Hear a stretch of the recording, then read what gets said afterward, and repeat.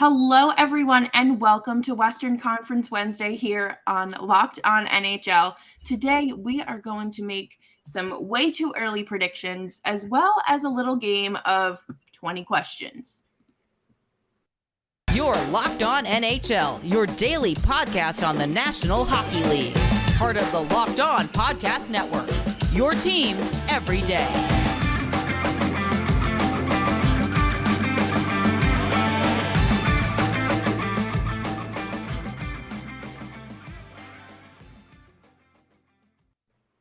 Hello, everyone, and welcome back to Locked On NHL, or welcome to Locked On NHL, as we're diving into Western Conference Wednesday as we are wrapping up August. It's hard to believe the summer is almost gone. As always, I'm Jess Belmosto here with you, as well as Battle of Alberta's other half, Brett Holden of Locked On Oilers. How are you, Brett?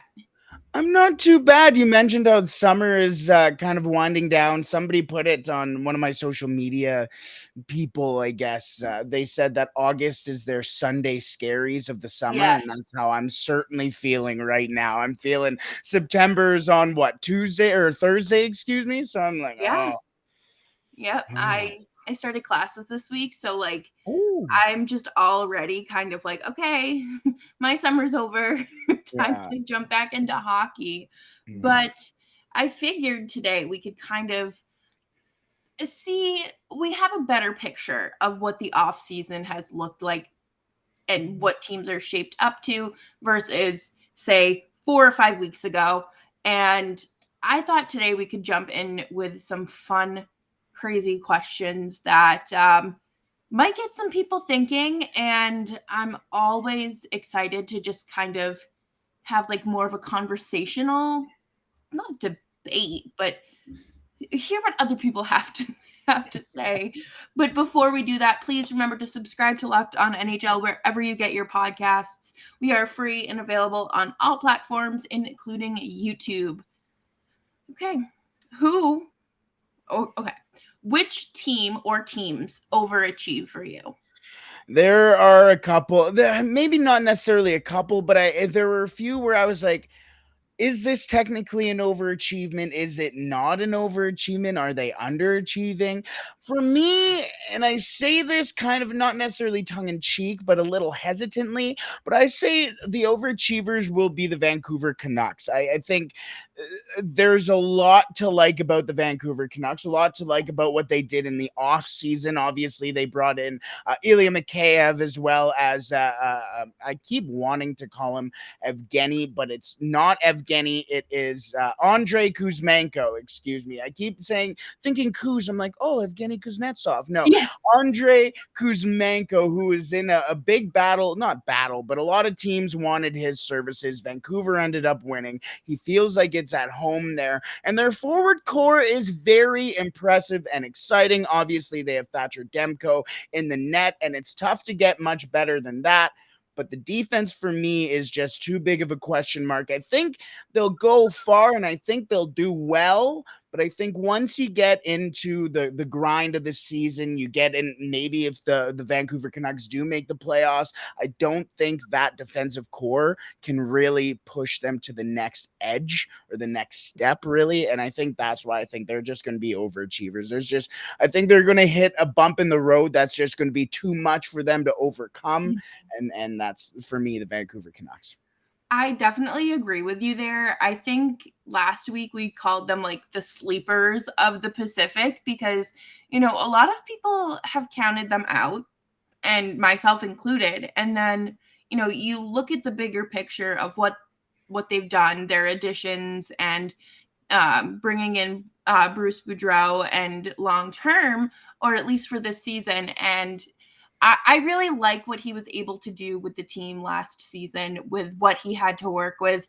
Kind of reminded me of Daryl Sutter coming in and getting like that little trial period with the Flames, and then really being able to formulate something that can not necessarily win it all, but kind of get them back on the right track. And I'm going to go with Vancouver. And I also think that the LA Kings Hmm.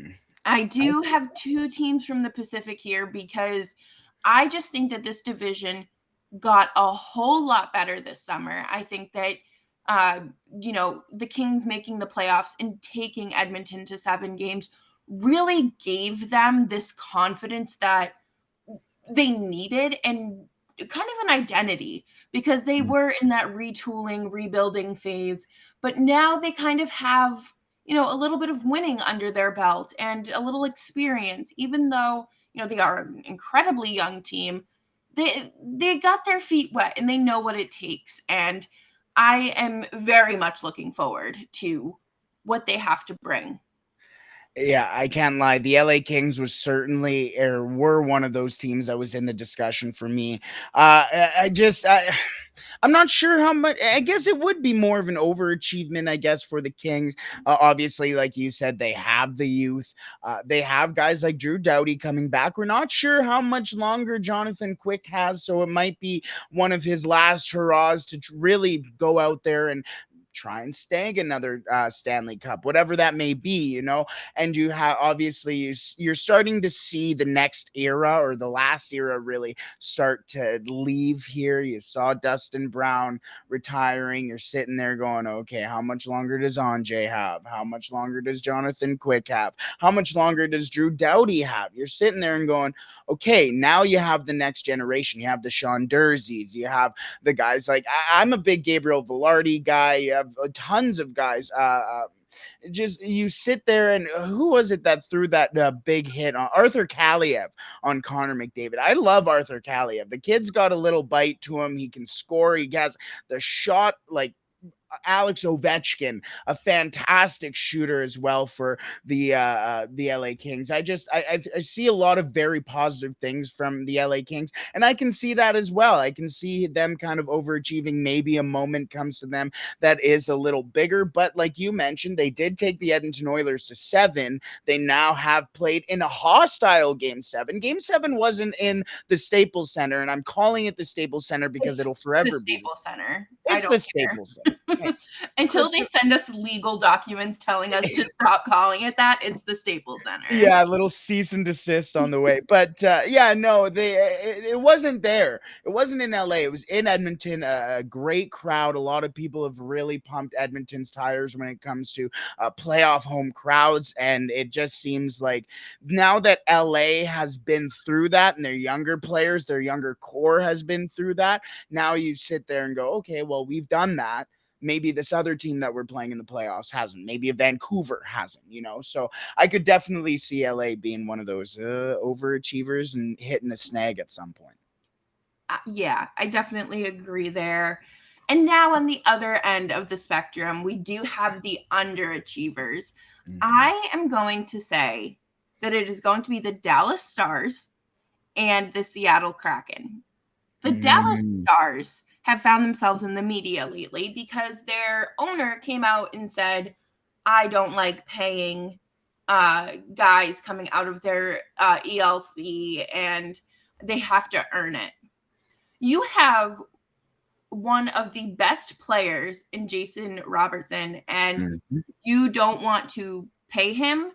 And, I could he just be saying this because he knows he messed up when it came to the Sagan and Ben contracts? Or it like trying to save face, but truly making it worse. Those two are on their way out the door. And then you have players like Jake Ottinger coming in and Robertson, and those guys are going to get paid regardless of if they're in a Stars uniform or not. So I do think that because of the success that they saw in the playoffs, they are going to regress. That this seems to be a trend, a pattern of behavior, if you will, for the Stars, and I'm not confident that their core pieces can stay fully healthy. And then Seattle, just a mess. But yeah, no kidding. A mess is certainly the right word for it. But I mean, they have their two young players. yeah, they have, the two centers, and that's how you build around a team. So Fair enough. I don't know. Their goalie situation just does not sit well with me. There's a lot of moves that still need to be made with Seattle, and a lot of I think they still need a lot of top end talent. Obviously, they built kind of similar to Vegas when they had theirs, where they just picked a lot of depth guys and they Yeah. tried to find their Alex Tucks, their Jonathan Marchessaults and guys like that, but they just haven't. I mean, they also got Jordan Eberle, who is a fantastic top end, not fantastic top end, but he's still a finesse type guy who can go out there and play important minutes for a team. But other than that, I don't where really. else? Yeah, I think Ryan Donato's coming into his own, but that's Yeah. I don't know. I love him. I don't care what people in Boston and Minnesota say about him. I think that he just needed the right system, and he's found that in Seattle. Yanni Gord as well, another fun player. Brandon Tanev as well, so Yeah. who's coming off a tough ACL injury. I want to kind of go back to your your Dallas Stars talk, because I do want to talk a little bit about Jake Ottinger. They're not my underachievers, but they were one of those teams where I'm sitting there and going, maybe, because Jake Ottinger is still technically an RFA, and Mhm. I'm taking a look at the roster, and I get down to the goalies, and I'm like, where's Jake Ottinger? He's not even listed on the roster. Yes, he's technically tendered and a player for the Dallas Stars, but he's not even on here. You talk about the younger players that they're going to have to sign out of an ELC. Thomas Harley is a fantastic defenseman who can turn into something in the NHL. Obviously, you got, like you mentioned, Jason Robertson, but they also have guys like Riley Tufte. Logan Stankoven's going to be coming in for the Dallas Stars in the next couple of years as well. They have Wyatt Johnston as well, who just scored the game-winning or tournament-winning goal for Team Canada in the World Junior Championships. Ty Dellandrea. They have a ton of guys. They just signed Matej Blumel, who was an Oilers draft pick, out of his ELC into another ELC because he didn't play any minutes in the NHL. Then, of course, they also have Maverick Bork as well. They have a lot of young guys who are exciting and can really contribute to an NHL team, that if you're not willing to invest in them, you're going to be in some major trouble in the next 3 to 5 years if you're the Dallas Stars. Yeah, and I think that they have started to dig themselves a hole. That hole is being dug, and it's a Yeah, matter of them coming out of it. And I don't know. totally. I don't know. Uh, Totally agree. For me, my underachievers are the St. Louis Blues. I'm keeping it in the Central, and I have the St. Louis Blues because I think there's too many questions in their net. A lot of people, and even a lot of maybe just more top end scoring, more or less from St. Louis. I'm sitting there and I'm going, okay. Well, the goaltending situation isn't fantastic. I mean, you have Jordan Bennington, who is objectively a very solid goaltender when he's on. But Mhm. it's a matter of when he is on. They let go, or did they? Billy Husso left, did he not? He went. He was Yeah, in. he was a UFA. Yes, that's right. So he was off, and now they're sitting there, and you're going, okay, we have to ride Bennington.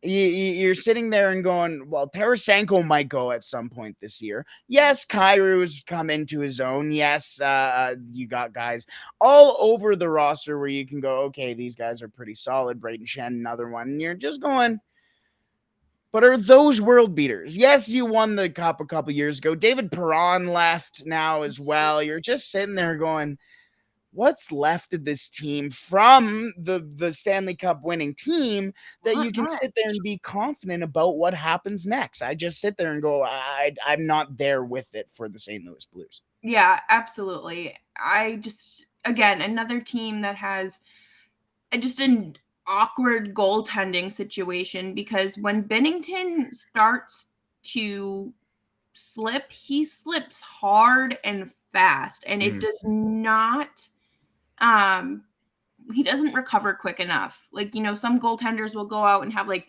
two bad performances and then they just, they snap out of it. But for Bennington, it's just he is a very emotional player. And I yes. think that does not bode well for him. And it just kind of forces It brings out the worst in him, which is 100%. I mean, you take a look at what he did with Nazem Kadri in the playoffs. I mean, yes, you have those little things where you're like, oh, he threw a water bottle.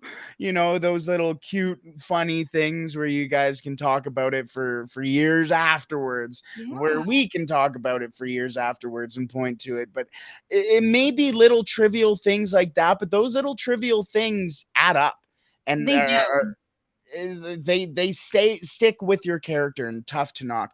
Let's move on to the coaches in just a second, because there are some pretty interesting coaching situations around the Western Conference. Let's get to that in just a second, but first, I want to tell you all about our partners over at Bet Online. BetOnline.net is your number one source for all your pro and college football betting needs and sports info this season. Yes, college football and the NFL are back again this weekend. Find all the latest football league developments, game matchups, news, and podcasts, including this year's opening week's games. Yes, as I just mentioned, the opening week for both colleges, you can get Lee Corso putting on his mascot helmets and everything else with the gay or what's NFL Red Zone. Oh, I Yes. love Red Zone. You can't get me off of Red Zone. Uh, that's all starting once again this weekend. So if you're a big football fan, it's all starting to pile up. Bet Online is also your continued source for all your sporting wagering information, including live betting, esports, and scores. The fastest and easiest way to check in on all your favorite sports as well, and events including the MLB, MMA, boxing, golf, NHL. I already mentioned the NFL, NBA is going to be starting up again soon. LeBron's going to play until he's 47. Head to the website today or use your mobile device to learn more about the trends and action. Bet Online, where the game starts.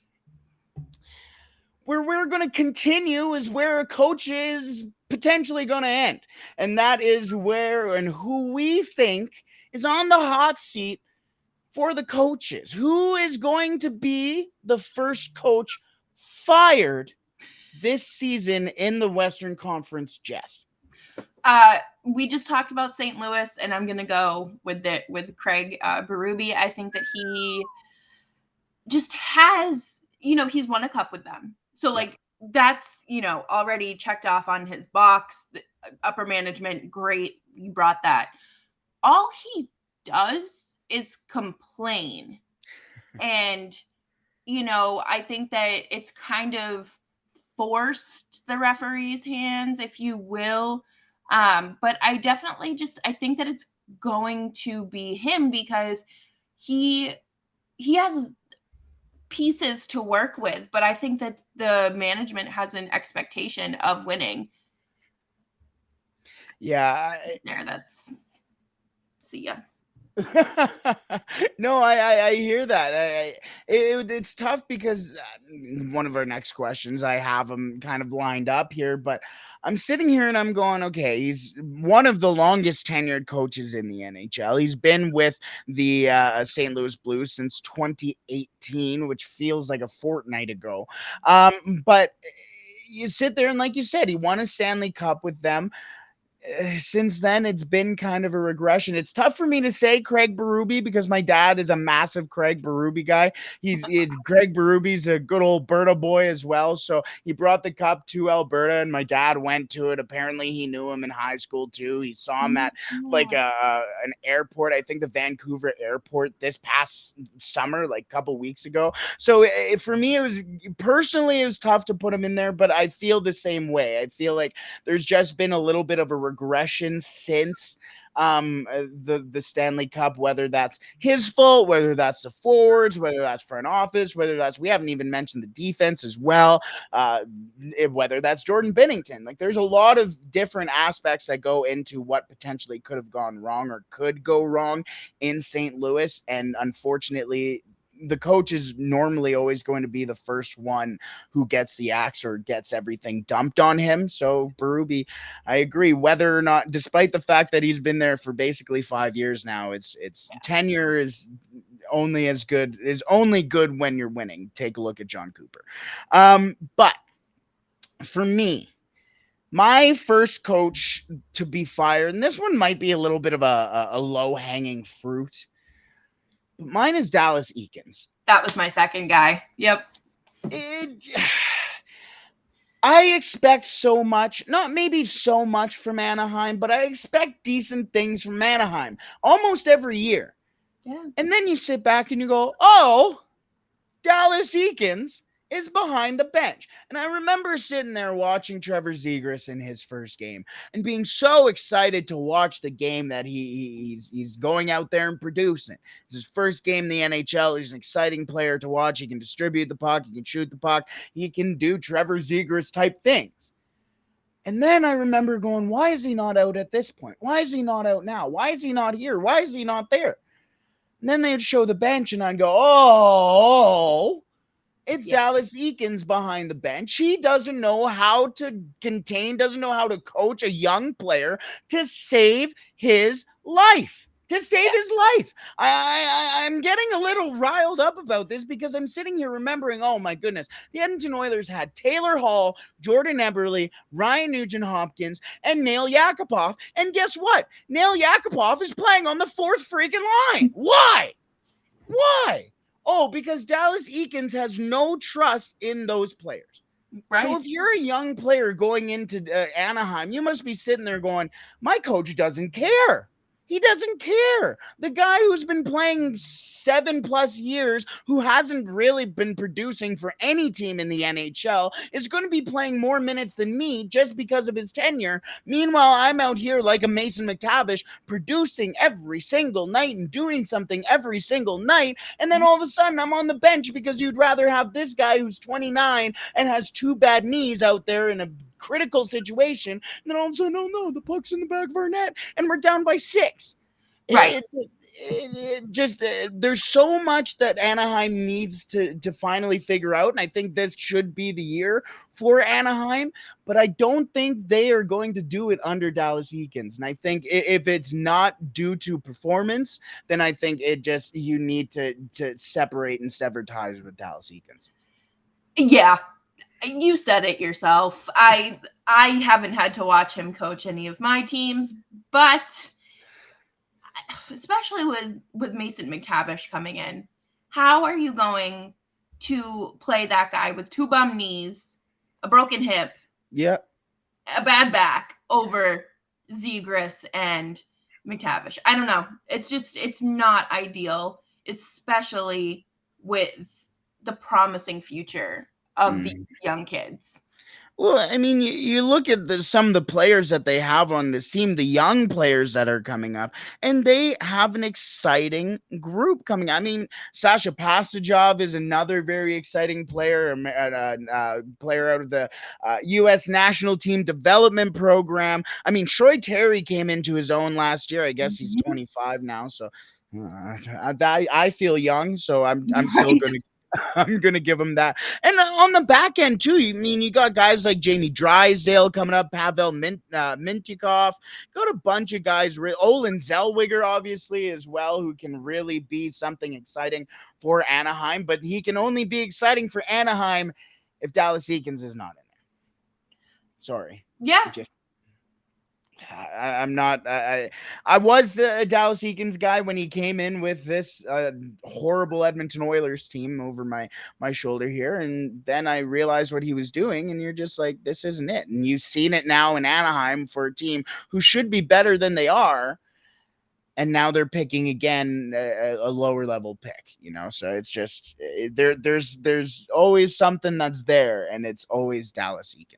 But let's move on to we talked about some. Did we gave yours? Yes. Yeah. We started you with yours. I was like, oh my goodness, I went on this rant. Let's go on to the hot seat now. Who will be on a little bit of the hot seat in general around the Western Conference for some head coaches?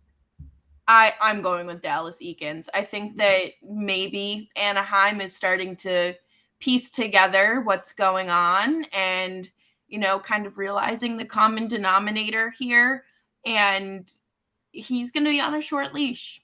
Yeah. No, 100%. And especially with I don't want to, because I've never been one of those believers that, oh, the West or the Pacific is weak. I don't think that at all. I think you take a look at the Central Division, you're like, oh, that's a division I don't want to be in. I think the Pacific has a lot of very good teams in it. I think they have a lot of interesting and under the radar type teams, as we've mentioned. But in order for Dallas Eakins Anaheim Ducks to really take off in this division, I think it's going to have to be with Dallas Eakins and somebody else comes in. Yeah. For me, I did have also Dallas Eakins. I have a plethora almost of coaches on the hot seat. I had Eakins. I have Andre Turgenet. I can never say French names that don't have some sort of silent letter in them. So I think it's Turgenet. He coached one of the World Junior teams, so I know who he is, people, but I can't say his name. Another team, he's out there in Arizona. What does Arizona have to offer type stuff? A He's college, right? probably yeah. Hey, a vacation spot. I think he's just going to become a victim of just a tough situation in general. So I think he'll be on the hot seat. I also have John Hines as well from Dallas. I'm sitting Ooh. there, it just like we said, there's maybe too many question marks around Dallas that if they start underachieving, they're going to panic and go, oh my goodness, we have Sagan, we have Ben, we have Robertson, we don't have Klingberg anymore, but we have Hockenpah, we have Heiskanen, we have, hopefully we can figure out this Jake Ottinger deal. We have a good team, but we're not playing well. Why? Well, maybe it's the system. Dave Haxall, another one. I think he could just fall victim in Seattle of. I mean, we've given you some chances, not even some chances, because I don't think that team is fantastic. But I think maybe they sit there and go, "Oh, maybe we need to change something." And I think Haxall, I've never been a big fan of Haxall to begin with, and I don't think he was the right guy to go with in Seattle. So Haxall's my another one of those guys. And then also on my hot seat as well, Craig Berube. As we've gone talked about at length as well. If they do end up as they are one of my underachievers, if they do end up underachieving as a Stanley Cup champion less than 5 years ago, there may be something wrong. Yeah, Yeah. I agree. Yeah. A whole bunch of people. Honestly, the Western Conference, and I think if I'm not mistaken, one, two, three of those are from the Central. So the Central is going to be interesting. I wanted to throw in the Winnipeg Jets coach as well, but obviously Rick Bowness is brand new. So unless they go like 0-20 to start the season, I just don't see it. Yeah, I don't know. I really don't have too much faith in really the Central teams this year. Yeah. Even though I'm talking a lot about the Pacific, I really think the Central is going to be the weaker team. Mm-hmm. No, 100%. But we do have some fun questions to wrap up the show with. We do. We We do. do. So stick around and find out. All right. Would it be a show if we did not talk about Vegas? No. All right. Does time help Vegas's cap issues, or does it just make it worse? It makes it worse. Yeah. I'm sitting there. You posed this question to me on when we were talking about the show, and I'm sitting there and I'm going, maybe. But then I'm going through their cap friendly page. I'm a big cap friendly guy, and I'm sitting there and I'm go, okay. Well, currently they're sitting $10 million over the salary cap. That you sit there and go, oh my goodness, that's bad. Yeah. They do technically have where is it? $12 million in cap relief. There it is. $12.857 million in LTIR relief. The issue is that on the LTIR is Robin Leonard. So if Robin Leonard comes back, that is a $5 million contract that in $5 million that you're going to have to try and figure out how to bump off the roster and then bring back Robin Leonard at some point. That doesn't help anything. You already tried to move Dodonov last year at the deadline, and we all saw how that happened, and we all saw why it happened. You already had to move Max Pacioretty because of stuff like that. And now what? You sit there and you go, I mean, you still have most of your core from that very solid, basically the first team of the Vegas Golden Knights. You brought in Phil Kessel on a very team friendly contract, but that's what it is, team friendly. Now, I mean, a lot of players are going to be sitting there and going, okay, Vegas could be an option, but if Phil Kessel, who has an Iron Man streak, who scored 44 assists last year off the top of my head, and he's getting $1.5 million, okay, I'm sorry, but I'm not going to Vegas. There's too many things that need to happen if a player comes off the injured reserve. If somebody goes down and you need to make a move, I don't think their farm system is good enough for them to No. supplement that loss. There's just for time purposes, I think as time goes on, it's going to get worse. Yeah, I completely agree. I think that there, last year I kept saying they're going to have to trade someone, they're going to have to do something, but they were able to make it work temporarily. Yeah. Mark Stone is apparently injured. He had back surgery and he is supposedly out for most of the season this year, or at least to start the season, but he's going to be available for training camp and like all this stuff. And I don't understand how any of that works, because I feel like that is truly circumventing the cap, but illegally. Yeah. Yeah, well, we know how the NHL deals with those, and those are buying T-shirts for Nikita Kucherov. I completely agree, because now you're sitting there, and again, one of those guys who are injured. He's not on the LTIR right now, so do you put him on the LTIR? Maybe. But then if he comes back halfway through the year, then again, you have to make that space for that player. And Mark Stone is currently making $9.5 million. So if at one point you have to make a move, or if Mark Stone comes back halfway through the year off the LTIR, then you're going to have to move $9.5 million off of your roster. If Robin Leonard comes back, then you're going to have to move $5 million off your roster. How do you do that in the middle of a season? They just shouldn't have traded for Jack Eichel. Like, that's what this goes back to. It's Jack Eichel. 100%. Jack Eichel's in a worse spot than what he was in before. Right. Because of himself, almost. Right. Like, I don't understand. I don't know. I don't know how you do this. I think if they want to, they could absolutely trade Riley Nash. No, Riley Smith. I always say Riley Nash, but I mean Riley Smith. Riley Smith, I think he's making like $4.5 million. So, and I think that he's a great depth player that a lot of people would love to have on their team. He's still producing and whatnot. So, I think a team that is in a contending spot would trade for him. But I don't know. I just know that Vegas's general manager will not be up for our next question. Yes, I was trying to figure out a way to lead into it, and I was going to say for the Vegas Golden Knights to figure out what happens next. It's going to take one heck of a GM. And now, as you mentioned, our next question is, who is going to be our early prediction for the general manager of the year? I think we might honestly have the same answer here, which I'm not too pumped about. So, Jess, I'll let you go first. I think like right out of the gate, it's Brad Treliving. Yeah. I mean, he made the best of a horrendous situation 2 times.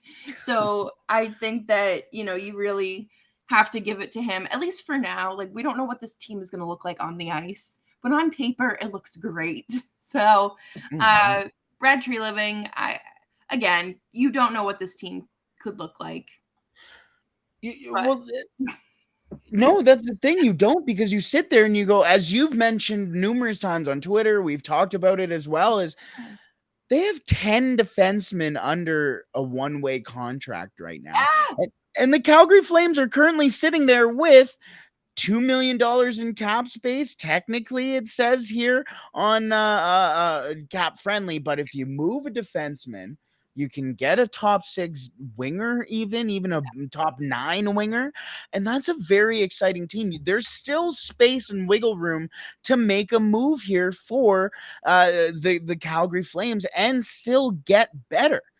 I mean, like you mentioned, like the biggest thing for a general manager is not necessarily always being ahead. It's weathering the storms that come. And two of the biggest storms potentially ever in Johnny Gaudreau and Matthew Tkachuk both leaving. And they go, okay, sounds good. I'm going to get a player just like Johnny Gaudreau, but a little bit more mature, almost maybe a different player, I guess would be a different way to put it.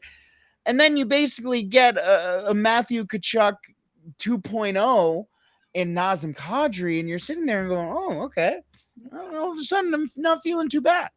right. And I don't know. I still haven't accepted that Gaudreau is not going to be on the Flames opening roster, but Yeah. I think that's just kind of part of summer when you're like, oh yeah, they're not on my team anymore.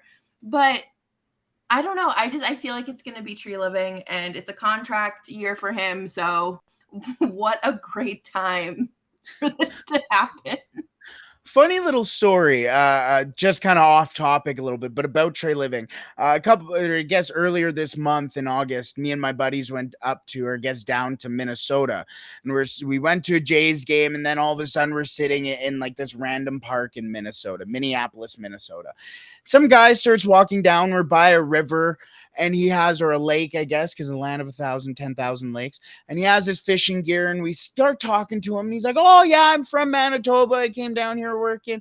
We started talking about hockey, and he goes, oh, my cousin is Brad Treliving. And we're like, wait, what? And he starts What? talking, and he goes, yeah, I had this wedding, but unfortunately he couldn't make it because he was too busy dealing with this Johnny Gaudreau thing. So even with the personal things that happened in the summer, Trey Living was giving it his all for the Calgary Flames. So I think that little That's story kind of wild.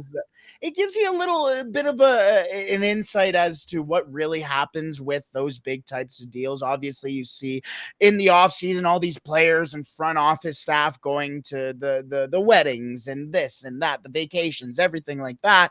While Trey Living's back in Calgary going and doing what he needs to make sure that this team can beat the Edmonton Oilers, can beat the Colorado Avalanche, can beat all these other teams to take the next step for probably, I'm going to sit there and go, the best coach over the last couple of decades. Decades? Yes, decades. Yeah. Decades is 10 years. Yeah. But yes, GM of the year for me is also Brad Treliving.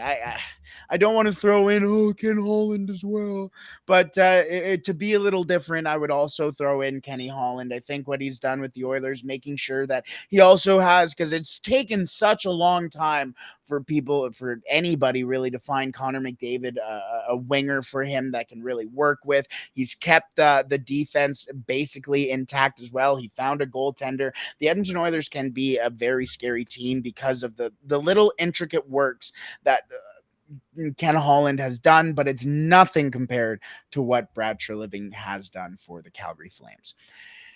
Should we? I guess we have. Those were our general manager questions. Now's the fun The part. fun Now the one. fun part. We have two more questions remaining, and this one's a little fun. This one has something to do with the jerseys, the reverse retros. A fun little announcement that came out, and this isn't Western Conference; it's the Eastern Conference. The Buffalo Sabres are going back to their black and reds. The Buffalo So Slug. I love them. I I love those. love it. So let's go back into the Western Conference and predict who is going to have the best reverse retros this season, because they're coming out with brand new ones. Jess, who do you think is going to have the best reverse retro this year in the Western Conference? I feel like I can't say the Flames because Blasty is coming back, but Oh, yes. And it's just beautiful. It's gorgeous. I've seen prototypes. Sorry, I didn't sign an NDA, so like I'm just saying, but whatever. Um, but I really want to see Colorado do something with the Nordiques. I Ooh. really want to see that. So I'm gonna say Colorado. See, that's what I was thinking as well, because the Nordiques would just be such a beautiful throwback. They did kind of a little bit, well, not a little bit. They did do the Nordiques again this year. I wonder if they don't go to their like away jerseys for Yeah. that. That's what I was kind of thinking as well. I'm interested to see what they do for those. For me, I'm going with, and I don't want to say the Edmonton Oilers, and I don't agree at all because I think I'm a big. It sounds like they're going to be bringing back the cog logo, the flying cog, basically, and I'm a big fan of that. I love the old ones, the McFarlane jerseys, as they're called up here, the Spawn jerseys. I used to call them because McFarlane made Spawn, but um, they're making ugly. I guess they're trying to modernize it to the Oilers like orange and blue, and I'm just like, nah, that ain't it. I'm going with the Pacific team, and that's the Anaheim Ducks. I'm saying the Anaheim Ducks. You can't ever go wrong with the masked duck. You can't ever go wrong with it. I don't care. Bring back the old vintage, like the 1990s or Paul Correa type. Give Yeah. me a purple. Give me a good old That mascot. tealish, grainy, like Yes, yes. such, oh my God. And I know that they moved away from it because like they wanted to separate themselves from Disney and like Yeah. not be a juvenile team. Capitalize on it because your team is young. Exactly. Now is the time to do it. And a Imagine all the young kids who are sitting there. And now, obviously, as well, there's the Mighty Ducks series on Disney Plus. So you might as well have all those kids who are sitting there going, "Oh man, Coach Bombay is so cool," and then they'll mature and go, "Oh no, Coach no. Bombay is just like all the other coaches I've ever had." But anyways, Yeah, then you can go and sit there and also sell Trevor Zegras jerseys on top of that. Plus, then you can try and get maybe Disney along with it because Disneyland is only it's right about a down the street. 10-minute drive from the Honda Center. Yeah. Wow. And then you Look at have like this. people our age who like grew up and like I Yes. swear there is a picture at every family event from like the 90s to the 2000s where one of my cousins is in that Mighty Ducks t-shirt. So Yeah. why not capitalize on that nostalgia because you know people in their mid to late 20s and older absolutely love nostalgia and they go back to when they didn't have crippling debt and bills due. No, what it would take to be young again. No, 100%. Because again, you can get that nostalgia, but at the same time, you can also start to breed the next generation of Anaheim Ducks fans, Yes. and also can start with and hockey fans in general. I was Yeah. watching the Danbury Trashers doc. It's my first time watching it. I know I'm a year and a half I late. haven't Whatever. watched it yet, so don't feel It's bad. it's not bad. It's not bad. I'll give it that. But like he said, just a guy from Connecticut, a kid from Connecticut, started to love hockey and wanted to be in hockey because of the Mighty Ducks, and that's the story for so many kids from the '90s who Yeah. love hockey. So why not try and bring that back in a market that needs it again? Maybe not necessarily a market that needs it again because Anaheim Duck fans are fantastic. Every interaction I've had with Ducks fans have been fantastic. Yeah, So, they're really uh, nice. but just might as well. I mean, Southern California isn't exactly a hockey hotbed, but as well at the same time, you have Trevor Zegras on the cover of NHL this year. So you have a guy on the Anaheim Ducks who also has the Mighty Wing logo on it. Yeah. Maybe they are talking about it. Maybe they are. But that was a nice little rant about Yeah, jerseys right? and Disney. Our final question does come back to the ice. And you posed this question as who other than Connor McDavid will get more goals? Well, I'll start this one off because I don't think it's going to be Connor McDavid that people need to worry about. I know this guy is going to get more goals than Connor McDavid. It's going to be Leon Draisaitl. The most Oh, goals in the Western okay. Conference, it's got to be Leon Draisaitl. I talked about it yesterday on my show on Locked On Oilers, and I gave kind of a prediction of how many goals to expect from each player. I had McDavid at between 50 or 40 and 50, but I had Leon between 50 and 60. I could see him it would be the third time in his career that he reaches 50. Him and Matthews had a little bit of a fight near the end of the season. Matthews obviously won that one. Leon didn't play in the final game of the year. So I could see Leon pushing 60 at some point, especially with the team the Edmonton Oilers do have. And if they do, if the rumors are true and they try and bring in Patrick Kane as well, another puck moving forward, it Yeah. just makes it that much easier. I mean, imagine defenses and shorthanded units having to sit there and go, oh, okay, here's Connor McDavid, here's Leon Draisaitl, here's Patrick Kane, here's Why even Ryan put Nugent another team out Hopkins. against them? Like, why? Let them Literally, have an off day. It's fine. just put in a shooter tutor and try your best. Like Yes, exactly. for me, it's Leon Draisaitl all day. That is a very good choice, but I have Kirill Kaprizov Ooh. because I don't know. Kirill the Thrill is just phenomenal. A lot of people I feel like kind of wrote him off his rookie year because he was 24. Okay, that's cool, but you would do anything to have him on your team, and with with players that are coming up and through the system and even leaving college or graduating college, like Matt Boldy coming in, and I think it's going to be such a fun team to watch.